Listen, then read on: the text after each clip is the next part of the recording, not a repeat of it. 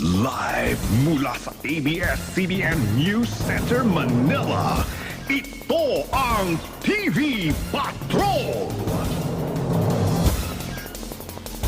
Magandang gabi, bayan. Sa botong 39-2, inihalal na bilang bagong Senate President si Senator Alan Peter Cayetano. Ito ay matapos matalo sa botohan si Senator Tito Soto. Si Senator Loren Legado naman ay nagbabalik bilang Senate President pro tempore, habang tatayo naman bilang Acting Majority Floor Leader si Senator Joel Villanueva. Nag-abstain sa botohan sila Senator Big Zubiri at JB Ejercito.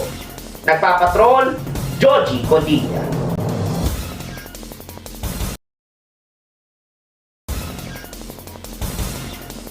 Sa iba pang mga nagbabagang balita, sa botong 255-26-9, in-impeach ng Kamara de Representante si Vice President Sara Duterte.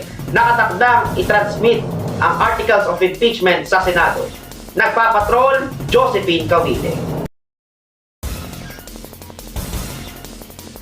Isinailalim sa Senate Protective Custody si Senator Ronald Bato de la Rosa matapos ang motion ni Senator Rodante Marcoleta sa gitna ng umano'y arrest warrant niya mula sa International Criminal Court o ICC ngayong araw. Ayon kay Marcoleta, layunin ng hakbang na maprotektahan ng senador habang inaayos at tinatapos nito ang legal na hakbang para sa kanyang depensa. Nagpapatrol, Joji Codilla.